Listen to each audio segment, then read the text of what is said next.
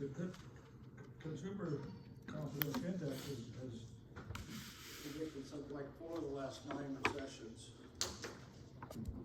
The other 5 didn't occur.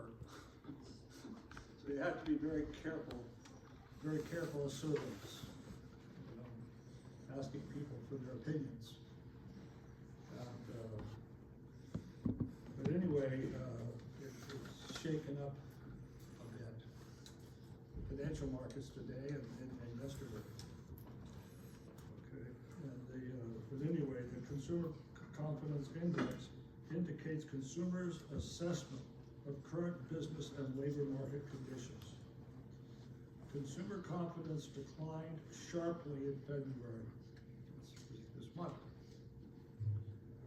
notching its biggest monthly decline in nearly 4 years, as uncertainty related to Trump's trade policy also lifted inflation expectations, according to new data released Tuesday morning. This is not a good start for Mr. Trump. This kind of you're in 1 month, everyone's enthusiastic. No, it's a damper. Okay. The Conference Board's Consumer Confidence Index for February came out at a reading of 98.3, a significant drop from January's revised 105 reading. So it's going from 105 to 93. That's a big drop in the index.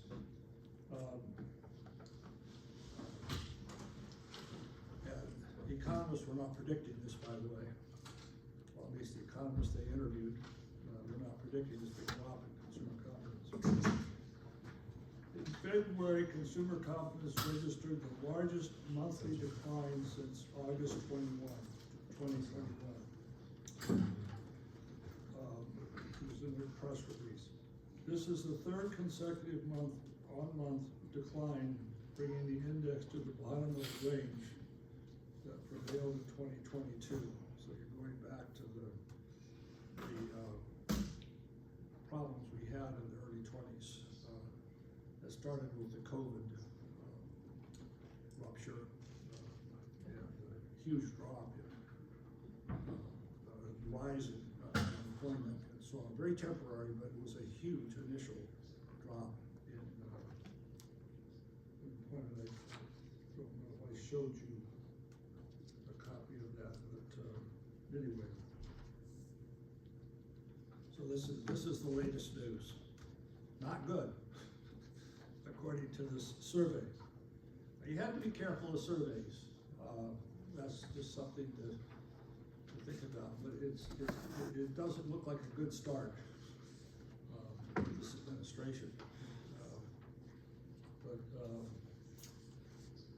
there seems to be a bit of turmoil. I think what you're seeing here, fortunately or unfortunately, depending on your persuasion, is appointments based on the test of people who are fans of the president. So, and guess who the new head of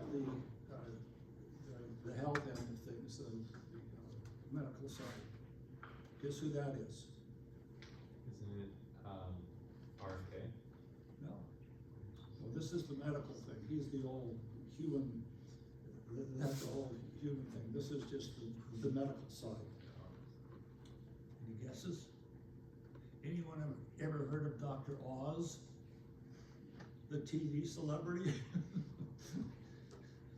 He's the new director, just appointed.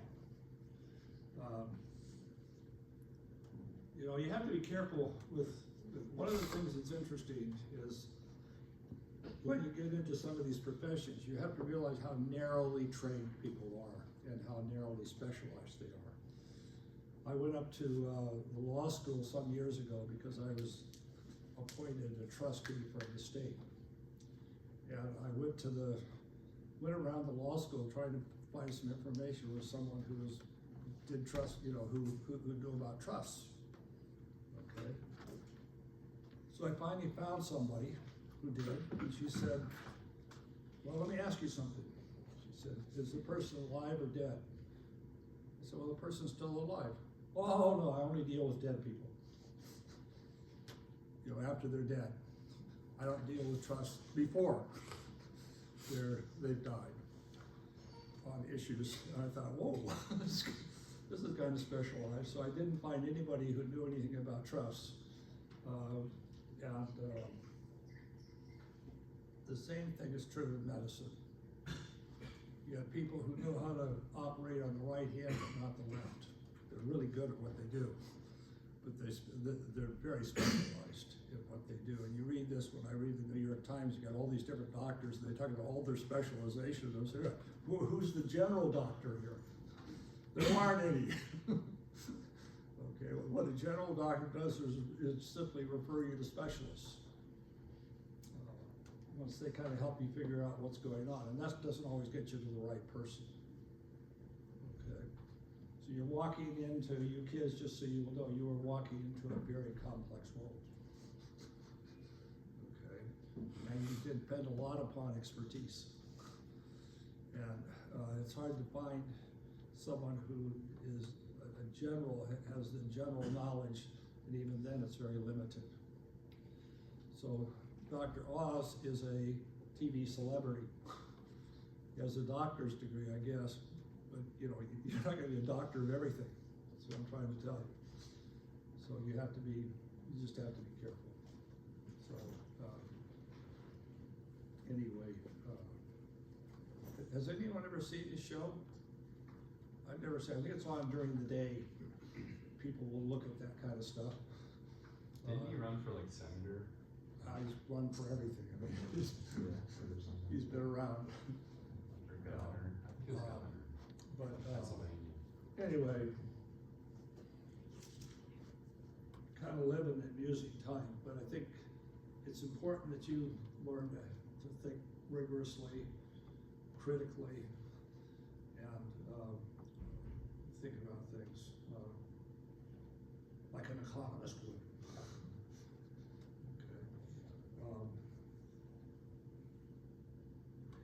Economists are famous. I think it was Harry Truman, when he was president, said, I wish someone would find me a one-handed economist. Because he says, every time I talk to the economists I have on my staff, he said, they say on the one hand this, and then the other hand that. Depends on which way it goes. It depends on your assumptions of what's going to happen, and therefore what's going to happen in the economy. And he just wanted one answer. And I've noticed this too with people. When someone asks me if I'm at a party or something, and they find out I'm an economist, and they ask me about something about economics, and I say, well, here's what I think. I start explaining it and why and stuff. They don't care. All they care about is it up or down. That's what they're concerned about. And then they don't want to hear your reasoning. And hopefully that's a little bit of what you'll come to appreciate is people's thought process and whether they're doing that. And I don't know if I told you, but I had a cute episode with a former graduate student colleague of mine who was very bright. But for some reason, he didn't think he could go didn't want to go the academic route, or didn't think he could do the academic thing. And so he became a stockbroker downtown here in LA. And very successfully, because he had a PhD, he had some very high-end clients. So when I came back to teach at UCLA, I ran into him there. I don't know why I was there, but we went to dinner a few times. Did I tell you the story? I think so. Yeah. Okay. So the story he was telling me was a bunch of crap. And he said, Batchelder, when I started criticizing it, he said, Batchelder, you don't get it. In my world, I have to have a good story. It doesn't have to be right. Well, that's the issue. So I'd like you to think that at least you can ask enough questions to find out whether the person knows what they're talking about. Okay. That's just the reality of it. So you have to become a thinker.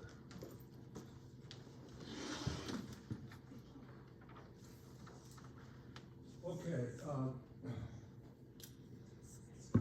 it appears based on the consumer confidence thing we just got, and that's just one little piece of information. That's not everything, but it kind of is a potential of what might be on the horizon here. That things are not going well, and a lot of it has to do with the tariffs and so on like that. That's usually, this is not, of course, about international trade and tariffs and trade restrictions and so on like that.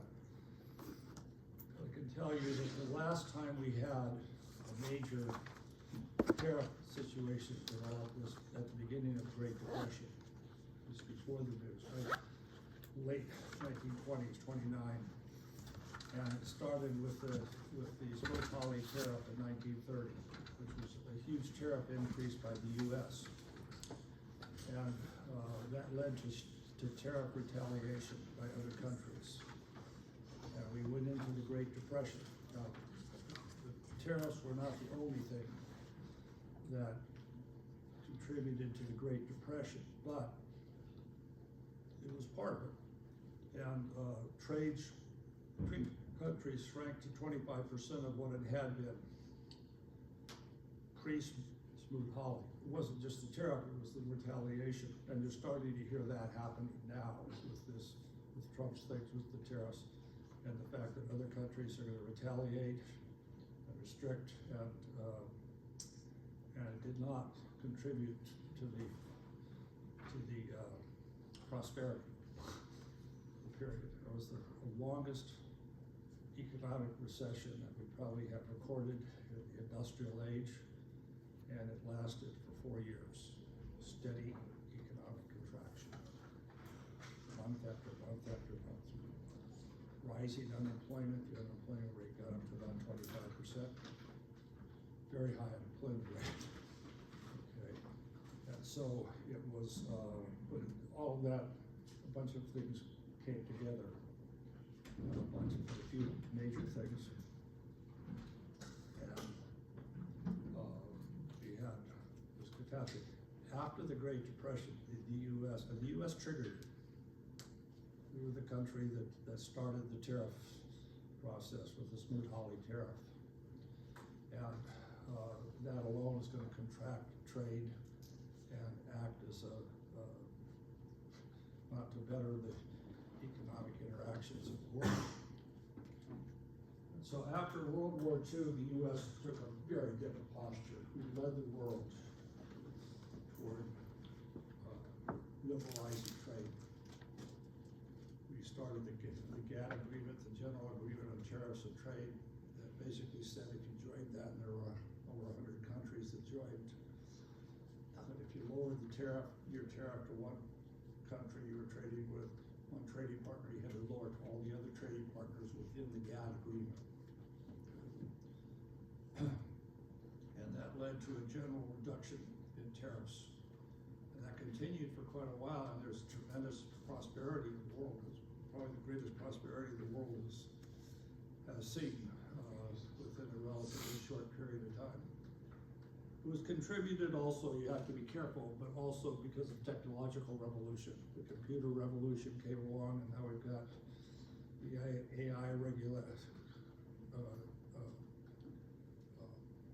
revolution on the horizon now. I don't personally know what that's about, what the benefits are, but they're talking like it has tremendous potential effects.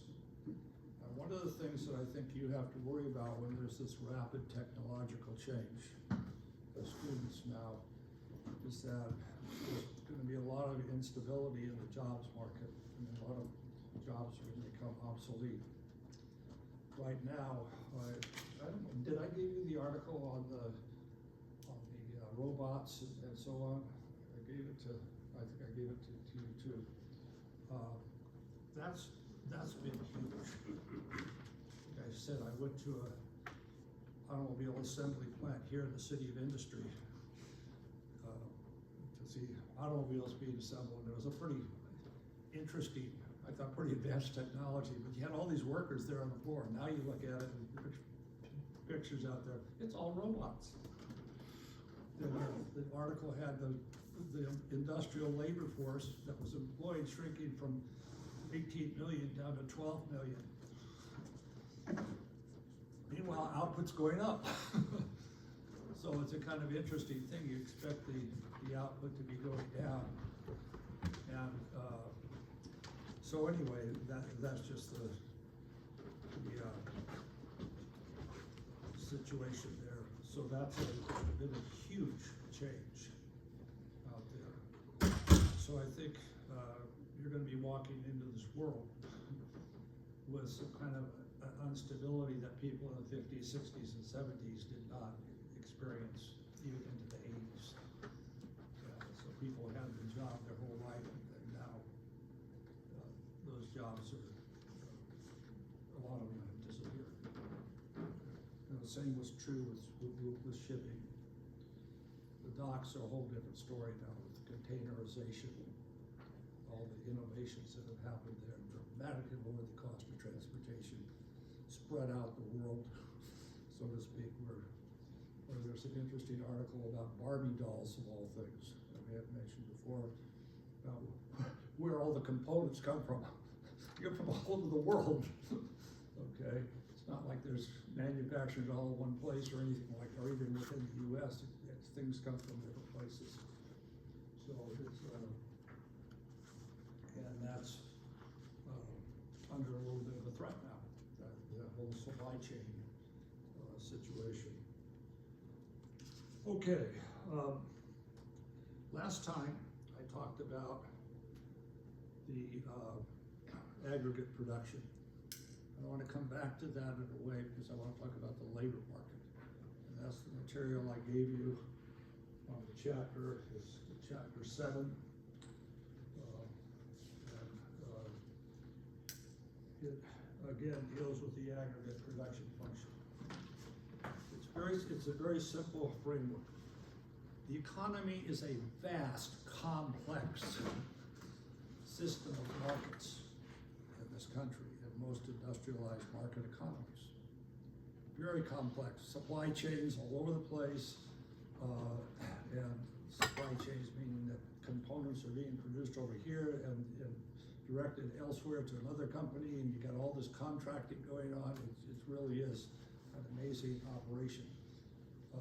I was reading a story about Boeing, and they're contracting 1,500 different subcontractors are involved in producing a Boeing aircraft. Everything from the seats to the, I mean, on and on and on. It's just an amazingly complex process. Boeing has the engineers and designers and so on like that. They've got the assembly facility, but all the components are coming in from contractors who are providing those components.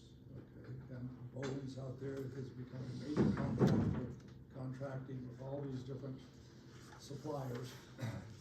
And it's complex, you have to control quality and on, and we're having some little issues with those, obviously, at this stage recently.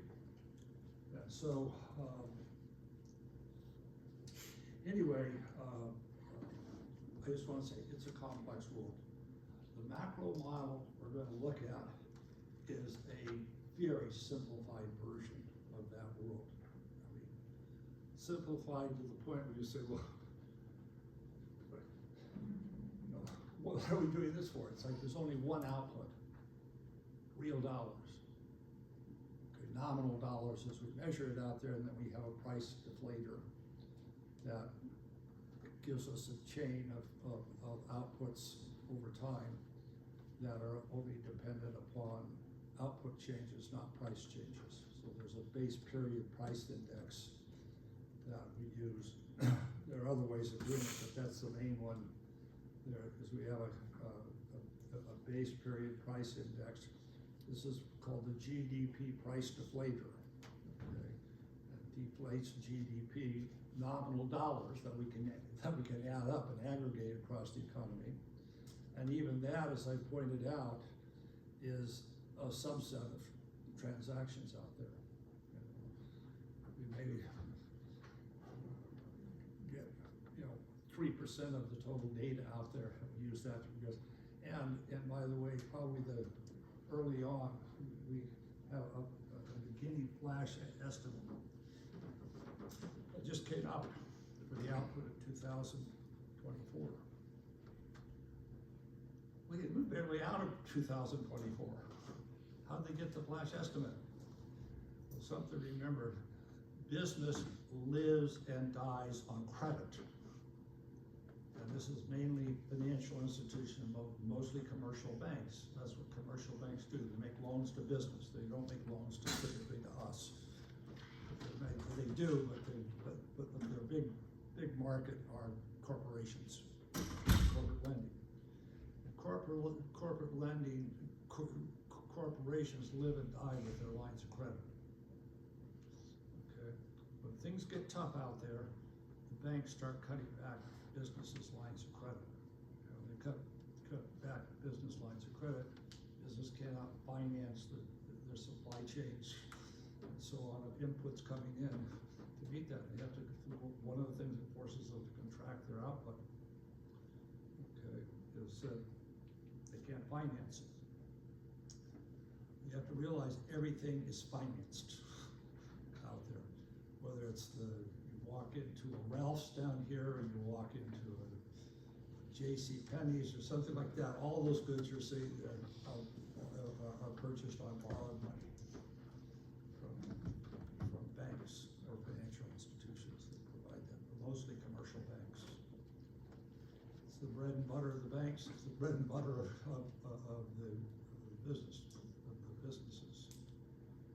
And so when things start to get a little worrisome, which the survey data here, the consumer confidence index may get a little bit, banks will start cutting back lines of credit, calling in loans. There are a lot of loans out there that are discretionary and they make the loan, but they can call in for early payment. That's the negotiation. You get a little bit lower interest rate you can borrow at. If you borrow with the condition that in fact the loan is callable at the discretion of the lender. Okay, so I used to be a tennis player, and I was playing tennis socially with some people up in Montecito, a very fancy neighborhood with a beautiful home, and the man who was there was a lawyer, and I was talking to him there a little bit, and it was a time when the economy was not doing well; things were being cut back, and he is specialized in negotiating lines of credit for businesses. Okay, and he said at that point, he said it used to be like 10% of my business had to do with renegotiating loans and so on like that. They set up lines of credit. Businesses themselves don't really know how to do that, but these lawyers know how to negotiate on behalf of their clients. And so they were cutting back. He said 95% of his time now, it used to be 10% of his time, 95% of his time had to do with trying to renegotiate lines of credit that were being cut back because the economy was not doing well. Okay, and so banks have ways of reducing their lending activities.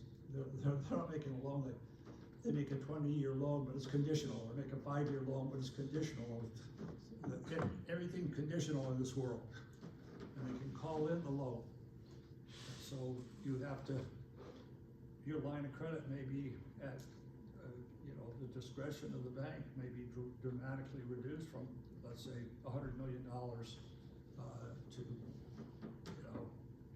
25 million. Well, you can't finance the same level of activity at that, so you're forced to really cut back your activity, your business activity, or whatever your operation is. Okay, and so that's a big deal. Okay, so but at the time, he said, I'm just spending all my time now renegotiating these loan packages. Okay. So that's what happens. The credit, the financing. If you lose your line of credit, it's life and death. Okay, that's how serious it is out there in the business world. Okay. And there are times when you do have those serious situations where the economy is not doing well, and the banks start getting worried because they don't want to go down to the thing, and so they kind of, and so a lot of the loans they make are callable. What does that mean again? Callable. At the discretion of the bank, they can call in a loan that you have to repay, so you have to find some financing elsewhere, or they'll cut back your line of credit.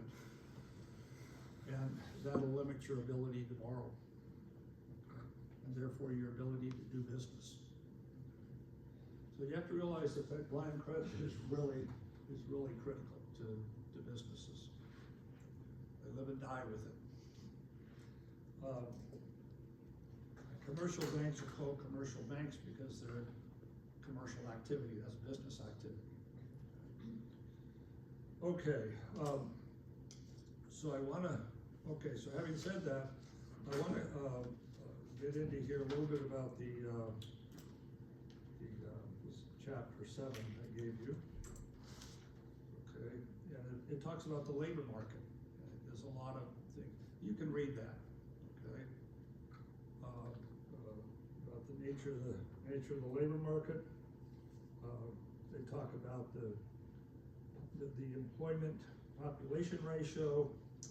They talk about the increase in female workers, which has been a big thing in the 20th century. Women have moved into the labor force, including the industrial labor force, which used to be, quote, a man's world, coming into the 20th century. But a lot of that came in World War I, and especially in World War II. Men mainly went off to war, some women did too, and the women came into the labor force, became more attractive job with higher wages and so on for women than they previously got. And so that's a big change in our labor force. Today, women are a much more significant part of our labor force. Okay? Just like our student population here at Pepperdine. What's the percentage of females? Anyone know? It's over 60%. Okay. Good thing for a guy who's looking for a spouse. Okay. Not so good for women. But anyway, I'm just saying that the numbers are in the favor of the males here. But it's just to show that women have become a major factor in both education and the labor force relative to what they had been much earlier.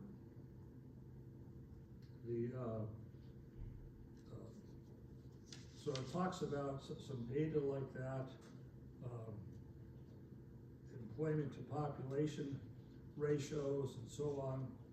The unemployment rate, that's the fraction of the labor force. Those are the people, the labor force includes people who are employed, plus those who are looking for jobs and want to be employed. It does not include those who are not looking for jobs, retired, whatever, have left the labor force in the past. So it includes that. Not that those people couldn't come back in again, but at a particular point in time, if someone is not working, but they're not looking for a job, they're not considered part of the labor force at that point. They're also not considered to be unemployed. In order to be part of the labor force, you either have to be employed or seeking to be employed. If you've retired on a tropical island and you're not looking for a job for whatever reason, you're not unemployed. Yes. I'm curious, like, where you would stand if you aren't looking for a job like immediately, but like you're looking for a job like next fall. Like me, like I'm not looking for a job right now, but I'm gonna want it then. You're out of the labor force. You're not part of it. You're part of the working age population. That's not the labor force. Okay, so there is a statistic for you. But when it comes to unemployment, it has it. But the notes I gave you, the handouts, talked about the 6 different measures of unemployment. And I think it's just interesting to look at it and say, hey, this is more interesting than I thought it was, more complex than I thought it was. But what they really mean by the unemployment rate, the number you get when you hear the unemployment rate, is how many people are looking for jobs and unemployed at the same time. Not what percentage of the population it is, it's the labor force that's the labor force is the people who are working or people who are looking for work. So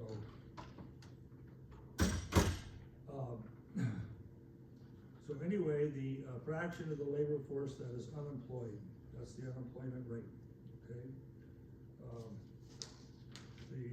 There's a bunch of, so it's defining a lot of these things.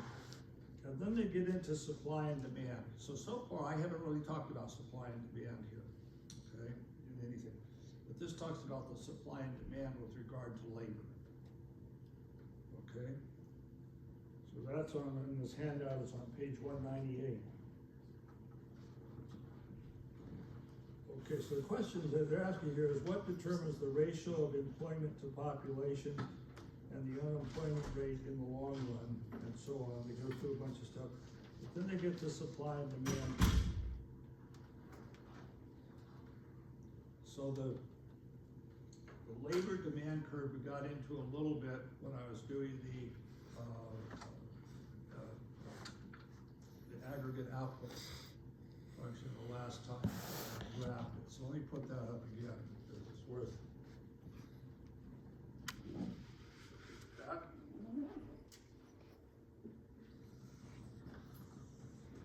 Okay, here's a production function.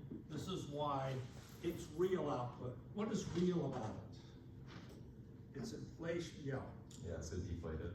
Yeah, it's inflation adjusted. So it's the nominal GDP, gross domestic product, times a deflator, which really is only useful to look at over time. Because what it does is it adjusts the nominal GDPs that you measure, the nominal being the money, current money GDPs, to a base period price. So you have a base period price, let's say in 2006. There's a number, and they have a price index. And what they do is they form that number by a number to get it to exactly equal 100. So you give me a number, I can multiply it times another number to get it to equal 100. Okay, so that becomes the base period price index. And then you measure that price index year after year. You collect the data and measure it, okay? And you've got it's a weighted average of all these prices out there, and that's going to give you a price index. And it's a broad index that includes all the goods that are entering into gross domestic product. So it's called the GDP price index, and it becomes a GDP deflator. Okay. So you got all kinds of indexes out there, as I've said. There's the index of the consumer price index, which includes a fairly narrow set of goods that final consumers consume. It doesn't include the price of a house, it includes the rental price of a house. So it's a very short-term service stream type index for certain durable goods, okay? It's not the price of an automobile, it's the price of the rental price of an automobile. So they have these indexes, and they bring all those indexes together to get, let's say, an auto industry index, and they get one for everything. And so you get putting this huge price index together. It's very complicated. There are people who spend their lifetimes doing this stuff, and collecting the data and so on. And we went through some of that when I was showing you the early stuff in the handouts I gave you on prices. Anyway, so you've got real output, that's Y, and you've got labor here. Now there's also capital, because this production function, the real output, is Y equals F of, I'm just gonna say F of, it's a function of labor and capital. in reality, it's not physical capital that goes into the production act, it's the services of capital, and the same is true for the labor. People don't give up their arm to physically into the meat grinder to produce something. You provide your services, your labor services. That's not how we usually put the numbers, but that's really what intuitively it means, okay? Even though we just say the number of laborers, no, it's the labor services per unit time, okay? So we have here labor and capital, and when we graph y as a function of L, we hold K fixed, okay? The board has 2 dimensions. And it's hard even to think of a 3rd dimension in this world because you need to have a surface that jets out in space. And we live in this regard, we do live in a 3-dimensional world, but it's easy to do things in 2 dimensions.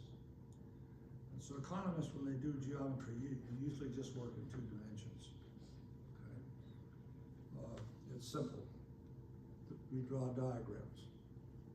I remember once a famous economist named Kenneth Arrow, who was at Harvard at the time, came and spoke at UCLA when I was a grad student, and I read the paper he was going to present in at least 2 times, maybe 3 times in advance, trying it was all math. And I couldn't figure out what the heck it was about. And so he got up and he drew a little diagram in 2 dimensions and said, here's what I'm talking about. And I thought, oh my God, why didn't you do that? We should put that in a footnote or something. But these have become, in a lot of economics, have become mathematicians talking to mathematicians. And they visualize this stuff better than I did at the time. So they don't need to write those, to do those. To them, it's a distraction. Okay. But anyway, I'm just saying that economists do a lot of math stuff, and so but the basic concepts don't require that. The mathematical complexity is just to capture all the issues. And this was a world in which it was a general equilibrium model with a whole bunch of different markets and everything, and I'm sitting there trying to figure out what the heck is going on. And when he drew that diagram, I just thought, oh, why didn't you do that for me? Because I wasted a lot of time had I just seen it, but I wasn't able to visualize it that way at that time. It's like you guys know.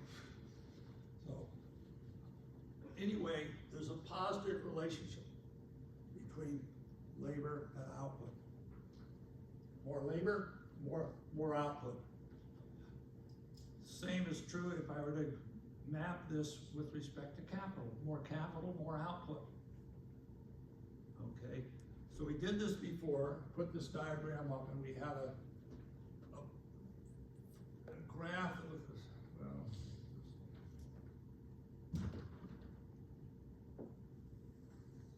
that looked like this. F of L K fixed. Okay? That's the graph of the function. So we're varying labor along this axis, and this is telling the output. So you give me an L1, and I'll give you a Y1. For this given amount of K, let's call this fixed amount of K, K1. So I'm varying L and graphing how output depends upon L, holding K fixed at some level. If you increase K, which is the other variable for some reason, you'll get a curve that swoops up something like this if you increase K, because K is a positive argument in the function as well. So what happens when you change K now in this 2-dimensional world is it shifts this graph of the function as a function of only L. Change K is going to cause the whole curve to shift, okay? And so if K goes up, you're going to have more inputs, so for any given amount of L, you're going to have more K, you're going to have more output, so you're going to get a curve that looks something like this, okay? It gets steeper, more output. More labor, more output, more capital, more output. Positive positive relationship between labor and capital. We don't do that in this kind of this simple diagram, but you can think of the difference between the expansion and output when you vary one factor of production, in this case L, and what happens when we vary the other factor. I could put K on the horizontal axis and say what happens is we vary K holding L fixed, okay? Or I could say what happens if we increase L and K in some fixed proportion. So I increase L by 10%, I increase K by 10%. What happens to output? Well, that's a different story. I see that the additions to output are getting smaller and smaller because this curve is flattening as I increase the amount of labor, right? So the slope at any addition to output from an additional unit of labor. As you keep increasing units of labor, the additions to output get smaller and smaller. That's called the law of diminishing returns to expansion in one factor alone, not both factors. So I'm holding K fixed and increasing L, marginal product output's increasing in total, but by smaller and smaller increments, okay? What that gives you then is a curve like this, because that's the marginal product, the addition to output from each additional amount of labor. This is the marginal product of labor. Again, the labor is here. And this curve now is going to look something like this. Marginal product of labor. You vary labor holding capital fixed. Okay? You're also holding technology fixed. So that keeps the function. Okay. Last time I threw up a production function is very popular in economics. Okay. It was originally developed by an economist and a mathematician who were looking for a function that could characterize production activity in some sense, roughly. That is, if you apply inputs, how does output change? And they started this function in the two, they're both academics, were Cobb and Douglas, okay? And so it's called the Cobb-Douglas production function. The Cobb-Douglas production function says Y is equal to, and they have an A here, which is just a constant. If technology changes or something, some other change occurs, institutional change, it's A changes. And then they have L to some power, alpha, times K to some power beta. It's a multiplicative function. It says you give me the labor, you give me labor, you give me capital. You take the alpha root of labor, you take the capital, the beta root of capital. Those are both less than 1. Those exponents here. Okay, so L to the 1/2, for example, okay, would be the square root of L. Okay. And you could do the 3rd root, the 4th root, so on like that. But anyway, all I'm saying is it's a function. It's explicit. And so they found that this particular function seemed to fit data. You know, increase, allocate, all these nice properties. It had positive marginal products. It had diminishing returns to expanding one factor production. It had all the properties that you would generally want a function to have, okay? And then it allows you to put in changes in other variables besides L and K by changing K. Suppose you have an improvement in technology. Well, that's not an improvement in L, it's not an improvement, it doesn't change L or K, but it changes the function. Okay? You get a production function which is, if it's a positive increase in A, you get more output for a given amount of labor and capital. Okay? That's technological improvement.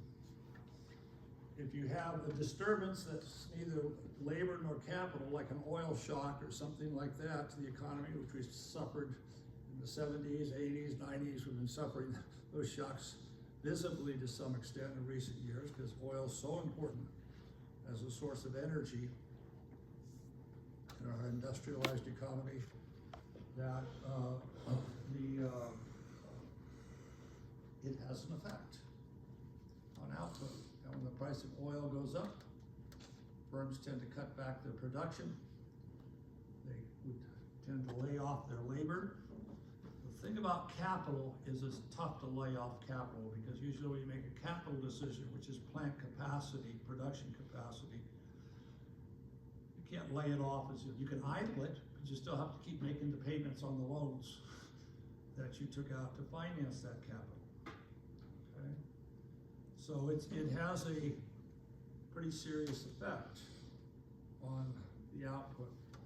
And that's what we call supply side shocks. It's not a demand side shock, it affects the supply curve.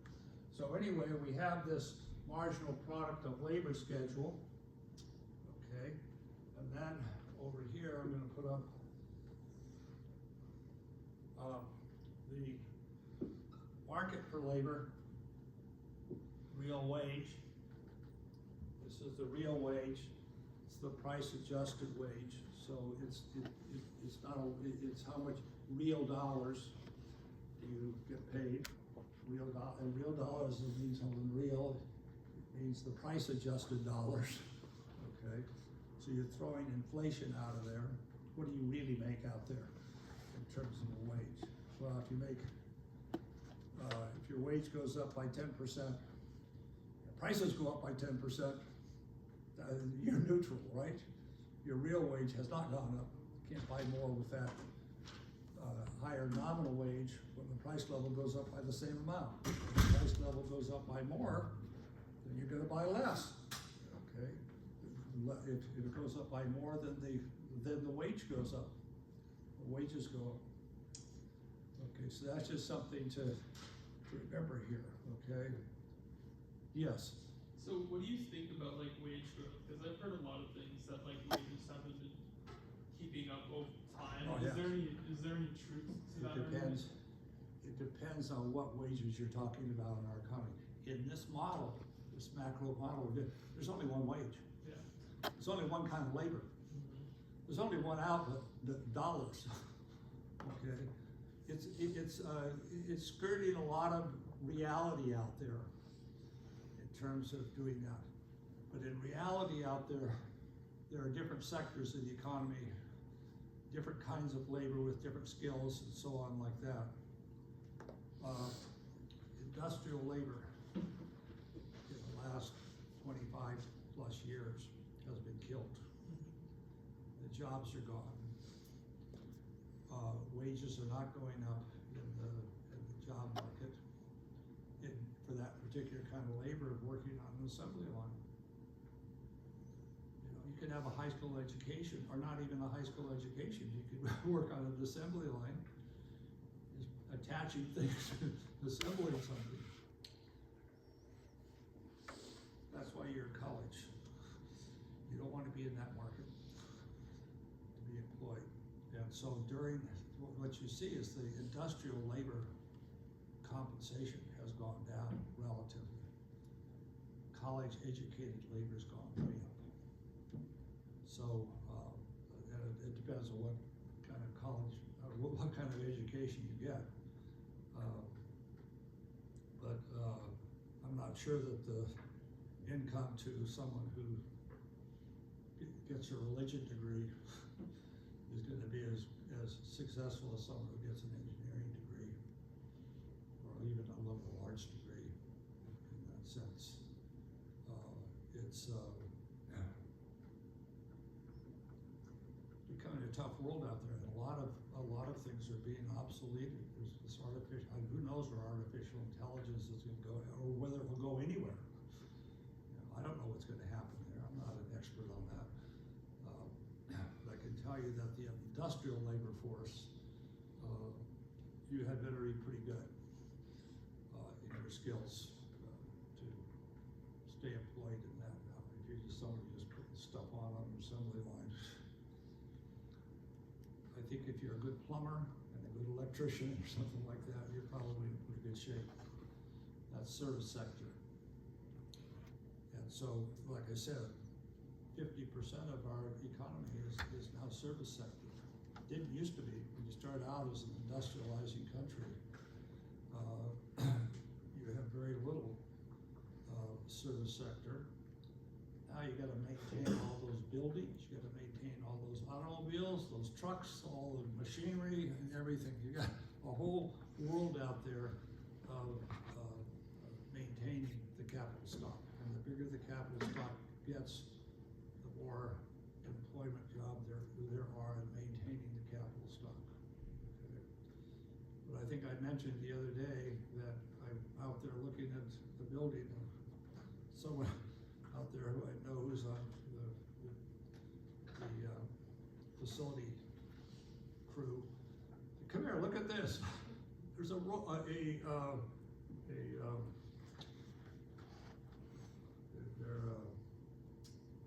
flying thing, like a helicopter. You've ever seen, what do you call Drone. those? What? Drone. A drone. A drone is flying up, it's got a hose attached to it, they're squirting the windows off, and they got a long pole with the squeegee thing, they're cleaning the windows. They don't have to get up on ramps and do all that stuff anymore. It's just, I mean, you look at that and think, oh my God. I saw that too, yeah. Oh, you saw it, yeah. So I thought, whoa, this is new to me. But the last time my windows were cleaned, the guy's up there with this thing trying to clean my office window. Boy, I hope you don't fall, pal. It's steep up here. You know, it's kind of uncomfortable for me, actually. I finally closed my shades. I didn't want to look at what might happen. But, and he didn't seem to have any kind of tether on it, any kind of to protect him. Okay. So it looked like pretty dangerous work to me. Anyway, the technology has been a killer. And I say that not just with the automobile industry, with assembly lines and so on like that are now robots, but I say it with respect to, if you go down to the harbor here and you look at the jobs now, if you don't have a job on top of a crane lifting stuff off, or driving a truck and moving the goods, or locomotive or something, because it's pretty much hands-off stuff. It's all being done by equipment, okay, with people managing the equipment. So, yeah. So like, when there's, increase in the like productivity of technology, or like with the amount of production. We usually say improvements. Improvements in technology. Wouldn't that make the labor supply or whatever, although it will decrease, isn't it a lot more valuable? It can be, and that's what's happened. That's why the industrialization process we've been in until recently has been hugely favorable to labor.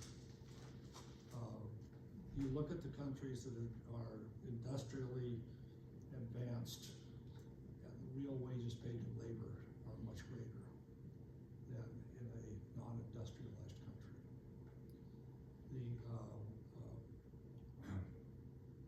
I was in Mexico some years ago for a conference, probably 30 or 40 years ago. And I was in this hotel and I'm looking down and it was cobblestone streets. You got these people down there that are practically on their hands and knees putting the cobblestones, replacing the cobblestones, putting them back in and so on like that on the thing. What happens in the United States? The people who are doing work show up, say, Joe, you got the coffee on yet? Have a cup of coffee. They go to work, they got all these tools and equipment. They're not down there on their hands and knees, they're sitting in a tractor or some kind of thing, doing exactly the same thing with a machine. Okay, that's capital. Okay, and so it makes labor more productive, and the laborers who are working the capital get much higher real wages than those that are on their hands and knees pounding stuff into the street. But it was I thought, wow, this is really primitive. Okay,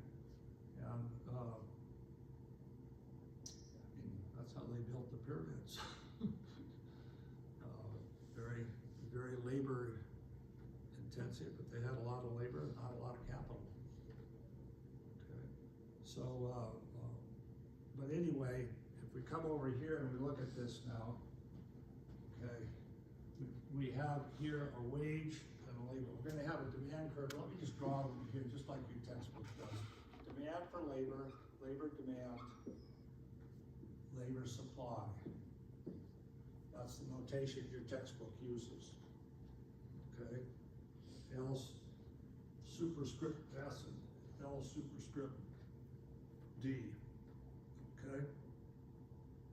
And it represents the supply of labor at different wages. Okay? So in terms of the demand for labor, the lower the wage, okay, for a given productivity of labor, the more labor firms want to hire. Okay, that's all that's saying. Deriving a supply curve and deriving a demand curve is a exercise that's not interesting. You're just deriving it, and you take intermediate, micro, and macro, you'll drive these curves. But those are the exercises that drive it. Then the interesting thing is what causes these curves to shift, not how you drive a curve, but what causes the curve to shift to the left or the right. Okay? If the supply curve shifts to the right, what happens to the wage? Demand curve staying the same. Supply curve shifts to the right, you have an influx of labor, say immigration coming in, okay, which we've had a lot of lately. What is the domestic? Let me tell you something. Cesar Chavez, who was the head of the United Farm Workers Union, did not want more Mexican labor coming into this country. He was opposed to it. He wanted to take care of those who were already here. That was his constituency. That labor came in, it was going to drive down the wage of his farm workers, okay? And so they were opposed to immigration, okay? In the United States, we seem to be opposed to immigration now, okay? In spite of the fact that these people are sort of doing the heavy lifting, basically basic labor. They're cleaning homes, they're working in fields, they're doing hard work. I had a friend older man who worked supervising the business out in the valley of manufacturing. It's all Mexican labor. Okay, they show up for work, they work hard. I guess, I don't know why they have that reputation of a work ethic. But anyway, the point is that that labor is not generally good for those who are already here doing the same kind of work. You don't want to have someone coming in as a substitute for you. And that's what we're seeing at the moment. If you're a high-end worker today, you got these low-end workers coming in. Hey, these are the people who are going to be cleaning your house. They're going to be cleaning the windows in your offices. They're going to be doing the hard work out there. Okay, and so people like me should be there cutting those fences down. The workers in here, okay, because it keeps the wages down. Okay, so that would be my financial self-interest to do that. Okay, the labor unions though don't want them coming in. Okay, even Cesar Chavez. I don't want any more Mexican laborers here. I'm taking care of the ones who are already here. Okay, and so that was the thing. He had to be kind of careful apparently about that because there was an issue there. But when it came down to the behind the scenes lobbying and everything, apparently he really was anti-immigration. Okay, because that kind of labor is on the front line of immigrants coming in. Okay, all of us are at one point a result of immigrant families coming into this country. I know I certainly am. And my grandfather on my mother's side came over here at 17 years old from Denmark. And things were really bad in Denmark. came over here, he was a carpenter. And it's hard work, built houses. And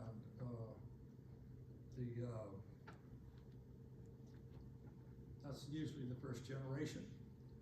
I remember seeing I grew up in a very rural farm area where there were a lot of Japanese and Chinese, as well as Mexican labor, up in the Pajaro Valley, Northern California, or Central California, really. And the parents were out there working in the fields like him. The kids were in school, going to the UC system to get educations and all this kind of stuff. So the first generation was sacrificing for their children. And that was like kind of impressive that they had these strong family values, and they realized that the parents realized that they were out there working away, and their kids were going to college. And so it was a sacrifice. Parents do that for the kids. Okay. So anyway, so we have supply and demand here. We have the wage here. At lower wages, there's a higher demand for labor. Other things the same, okay? So as you march down here, start here with a high wage, very little demand for labor, you get down lower, more and more labor is being demanded, okay? With regard to the supply of labor, you start out with a very high wage. There's a large supply of labor out there who want to work, but there aren't enough jobs because the demanders, let's just pick an arbitrary wage here. If you have a wage like this is the demand by, let's say, businesses for labor, that quantity. This is the amount of labor that's being supplied at that thing. A bunch of idle people who can't find jobs at that wage. That's what generally puts the pressure on the wage to fall. There's people out there who don't have jobs or are basically begging for jobs and willing to work for less and so on like that. And eventually the wage comes down. We have this large amount of excess supply here, and we get, we'll call it W star. And this is L star, the equilibrium. Supply and demand. And that's what the textbook is talking about here with supply and demand. It puts the wage in where the two curves cross. At that wage, suppliers are willing to supply exactly the amount of labor that employers want to hire. Okay? And that's what we think of as a full employment equilibrium. Everybody in the society is not employed. At higher wages, there'd be more people willing to work than there are now. Some people are in a situation, usually they're either older or whatever. Sometimes you see in a lot of places, here we have child labor laws that prohibit hiring youth labor below 16. You can't.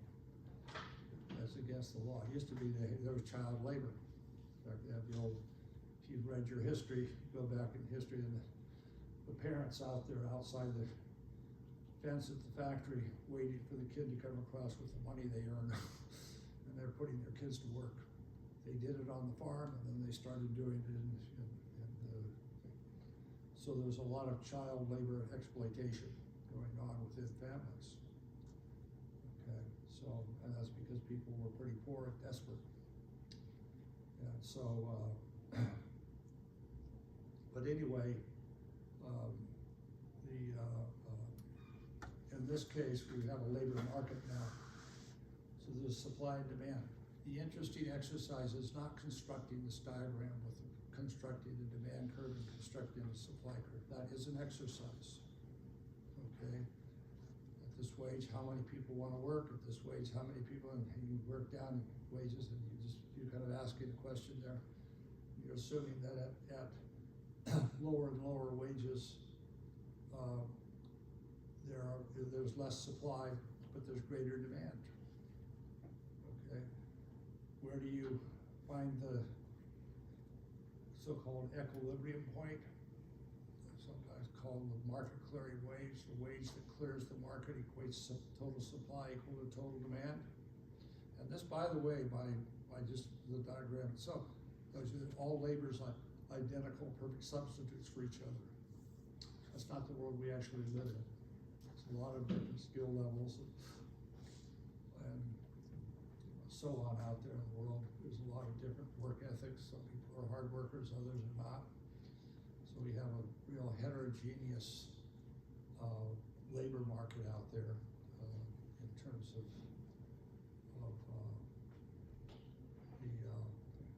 one of the big things, by the way, just to give you an example of this with regard to work ethics, when East Germany merged with West Germany after the communist regime fell, and so you had one big extensive Germany then. The East German workers, even though they did not have a work ethic, they're not getting paid the same amount, they're not being treated as well in a socialist society as they would in a market society, but they had developed a more lackadaisical thing.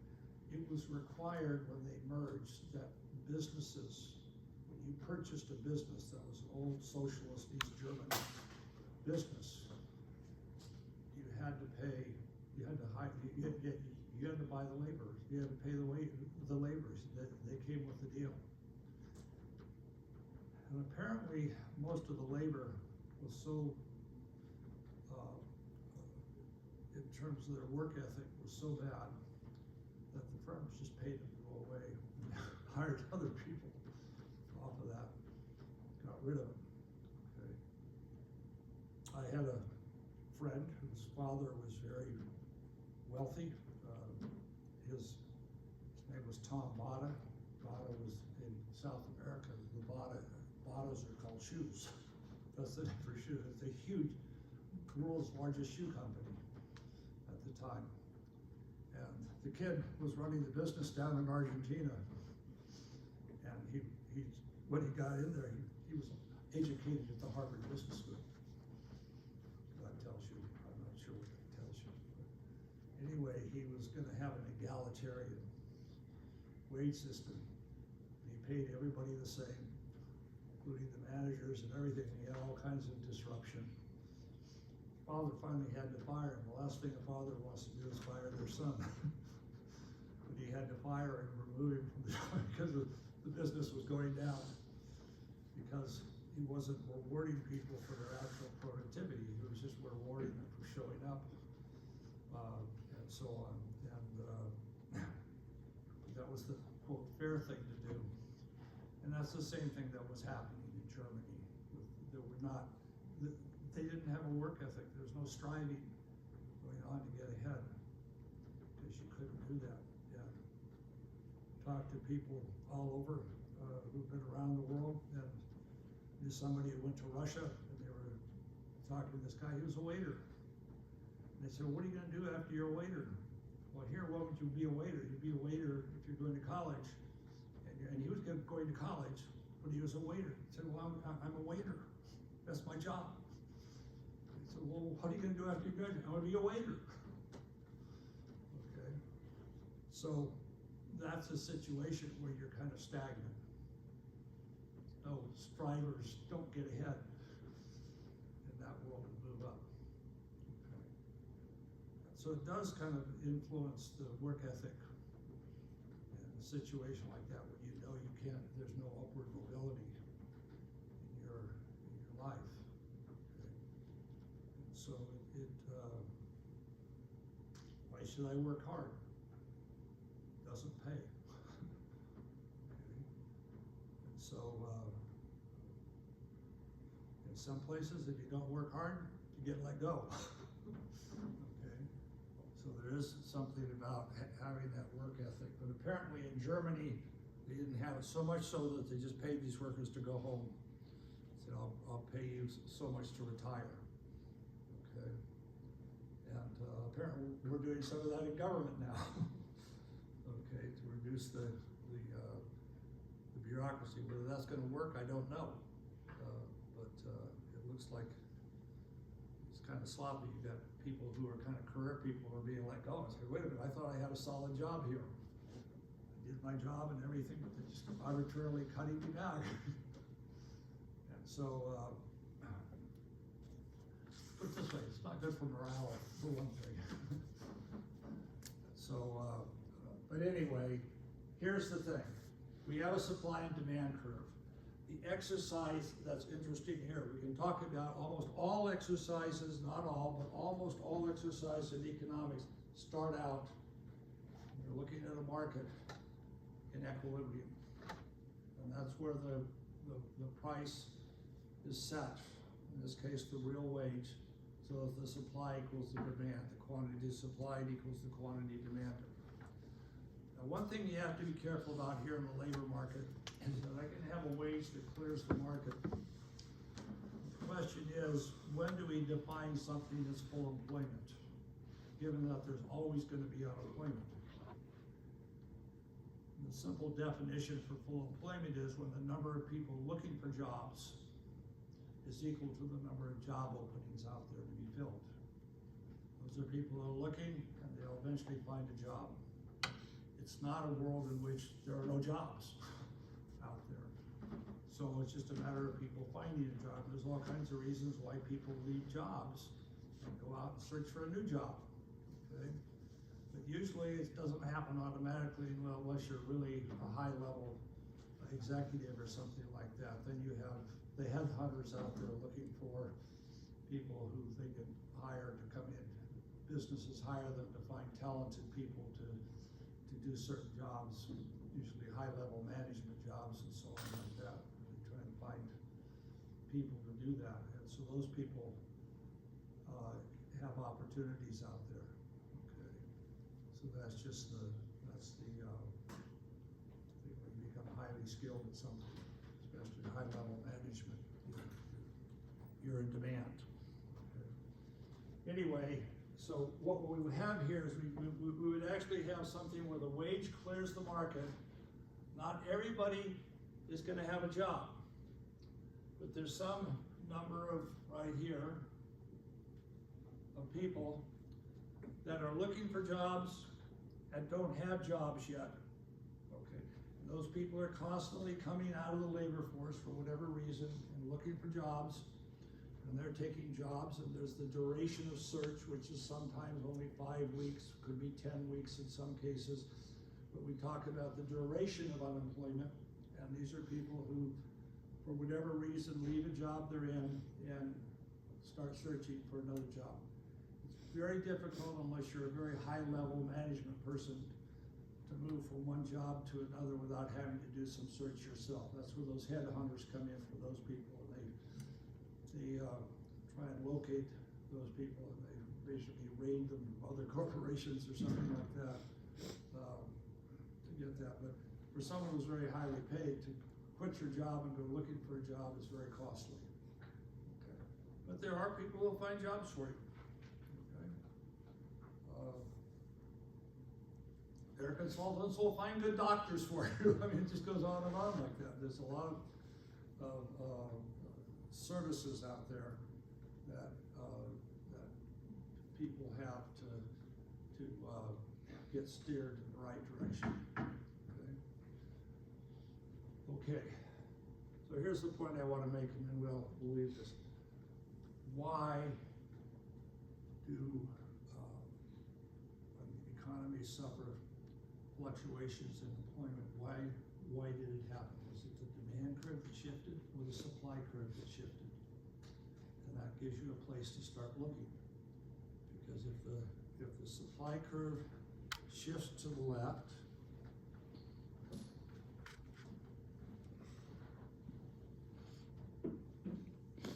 like this, okay,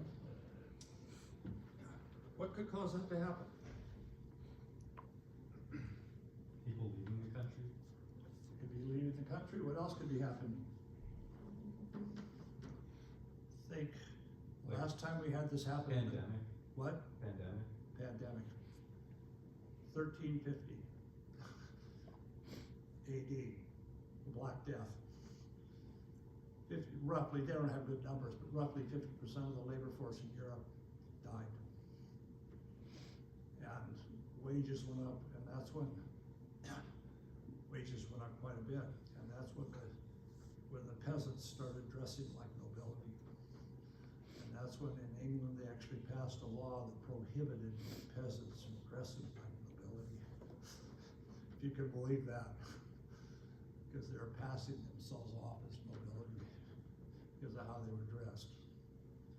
Okay, so anyway, you can have supply curve shifts, you can have demand curve shifts, you can have contraction in demand for labor. What might cause a contraction in demand for labor? We talked about it a bit earlier. Increase in, or improvement in technology. Yeah, improvement in technology on labor saving. Technology, robots. Okay, decrease in demand for labor. If you look at the that article on the assembly line labor that I gave you, New York Times article, the labor force ended up in manufacturing. The labor force didn't shrink, but the manufacturing labor force did shrink over time because the labor were being replaced by technology, by machines, by robots to a large extent. It seems it's going that way everywhere. I was in Fort Lauderdale for a conference, and I went to when you ordered at a restaurant, they gave you an iPad. You placed your order, went straight to the kitchen. They didn't need a waiter there taking your order and so on. I'm telling you, that's taking technology to a level I had not really even anticipated before that you would do that. Sit down at the table and they give you an iPad. And it's got the menu in it, okay, programmed in it, and you just have to go down and pick your menu and go straight to the thing, and then they bring you your food, and that's on a cart, and that's it. You're all ready to go. So they hire less labor to do that for waiters. Okay? And anyway, those are the interesting stories. Shifts in those curves. If something changes, if price changes, wages change, or supply and quantity change, was it a demand curve shift or a supply curve shift, or possibly both curves shift for different reasons? Generally, most things that affect supply curve shifts do not affect demand curve shifts and vice versa. Same thing. Demand curve shifts usually do not cause supply curves to shift at the same time. But they could. Okay, I'll let you go.